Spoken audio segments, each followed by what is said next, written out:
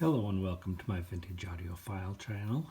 This is now my 49th video, and today I'm going to be reviewing something that is a bit of a rarity.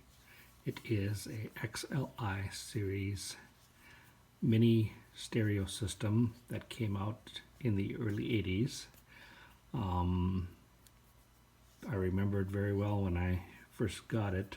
It was one of my first stereo systems when I was just a teenager, and it still works to this day. I don't play it much anymore because I'm afraid it's going to quit on me, so I do have the original box and all the other subsequent boxes that each component came in. I'm not going to bore you with what it looks like. It's just a cardboard box. But it is definitely a good stereo system. It has pretty good heft to it. I would say it probably weighs about 25 pounds, with about 15 pounds of that being the top component. There's three separate components that stack on top of each other. The amplifier is the component on top, which is the most heaviest. Then it has in the middle the tuner, and then at the bottom a cassette deck. Everything is well made. It's metal casing with brushed aluminum face for the front. All the stuff on it works, even the cassette deck, although I couldn't find a cassette to demonstrate for you today, so I can show you that it powers on, but that's about it. First off, on the amplifier, we have up in the upper left there, underneath the LXI series, is the 1/4 inch headphone jack, which was standard at the time. And then just to the left of that is the power button. Below it is the power LED, I should say, and a power button right below it. Then we've got a tuner button here. These are all push buttons. A phono button, because it does have on the back a hookup for a magnetic cartridge phonograph with ground. Separate bass and treble and balance knobs that you can turn. A tape monitor to push in when you want to listen to your tape. A mono button, so if you want to listen to whatever source you're hearing in mono. A high filter for cutting out the highs in your material you're listening to, and a loudness button to boost the bass. Also a rotary volume button. On the stereo tuner, it's an AM/FM tuner. It has a rotary button for your tuning. It has an AM button to push for your AM channels, an FM button to push for your FM channels, FM mono or stereo button to, if you got a weak station that you want to listen with less distortion, and also an FM mute so that you don't hear all that crappy hissing that happens when you're switching between channels. It cuts that out. And then there's also a 5-position LED meter strength for how strong of a signal you're getting from your station. Below that we have the cassette deck, and for such a small system, these things are only about 10 inches in width at the most. It has a lot of features on it. It has a power button, plus all of your standard push button buttons for tape operation, including a separate pause. And a lot of them have play and pause on one button. This one has separate pause. It has 2 1/4 inch jacks for your line input on microphones, a record level, and a separate record balance knobs for when you're recording. It has an analog resettable tape counter, and then a 5-position left and right indicator for when you're playing back or recording cassettes.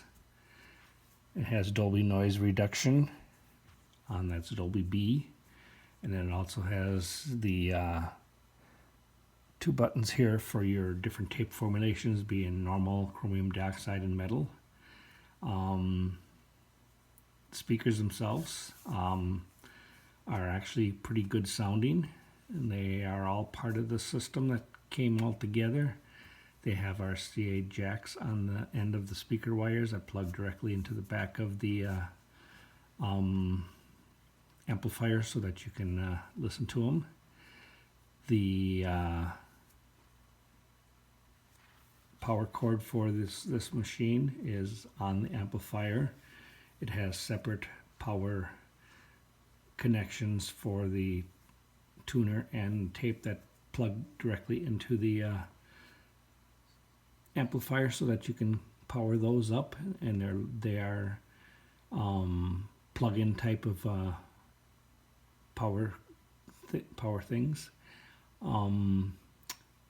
Let me turn this on for you, and I will show you what it sounds like.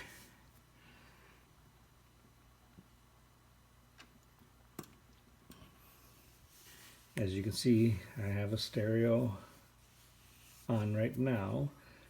It's showing up a stereo, showing 3 indications, so it's not the most powerful station I can be on right now, but it varies between whichever one you're listening to.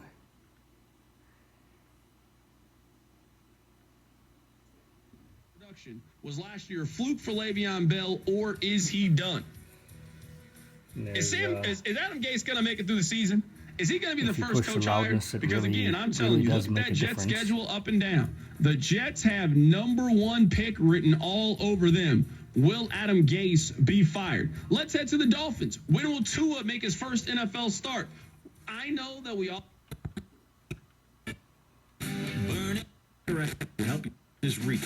Understand what you're going through and have helped similar clients pivot their messaging during this time and achieve much needed results. So you don't need to know all the terms and details about digital marketing. All you need to know is HubbardInteractive.com.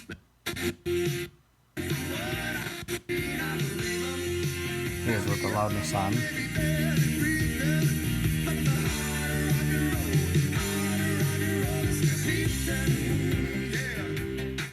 Adds quite a bit of depth to the bass on these speakers.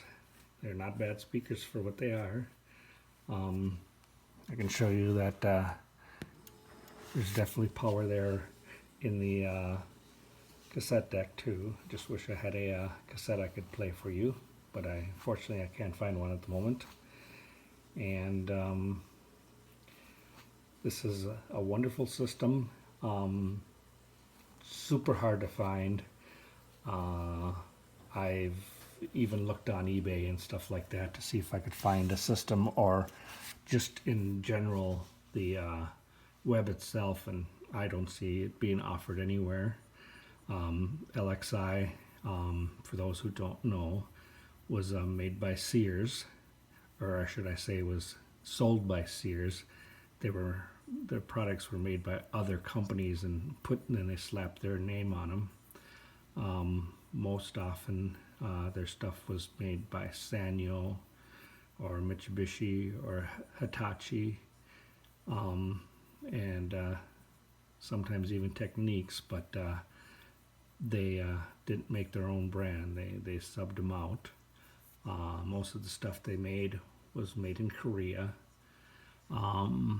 And for a little system like this, it's the perfect bookshelf system. It cranks pretty good, sounds really good, and it does have a auxiliary on the back that you can add other things to, like an MP3 player or anything else that you would like to listen to. Unfortunately, they didn't make a corresponding turntable for this system because, quite frankly, the system itself is smaller than what your standard turntable is. So they didn't make one of those, but you can hook up any turntable you want to that has your RCAs and grounds on them. And it's just a wonderful little system. I wish I could play it more, but like I say, I don't want to ruin it, because the more you play things, the more faster they're going to wear out. So I just kind of keep it set up, but I don't do nothing with it. But it is nice to look at, and I really enjoy the aesthetics of it and the coolness of the tuner, the lighting itself, that yellow light. It really looks nice even in the light, but looks even better in the dark. So if you ever happen to find something like this, I wouldn't hesitate at all to buy one yourself. You will definitely enjoy it and use it a lot. Like I say, I wish I could use mine a lot, but I have a lot of other things that are less rare and that I can use and abuse than to ruin this gem. So until next time, please like my video. Please subscribe to my channel if you can. Feel free to ask any questions you'd like about this or any other videos of mine that you see. And have a great day. Stay safe. And I'll see you next time with video number 50. Thank you very much. Have a great day. Bye-bye.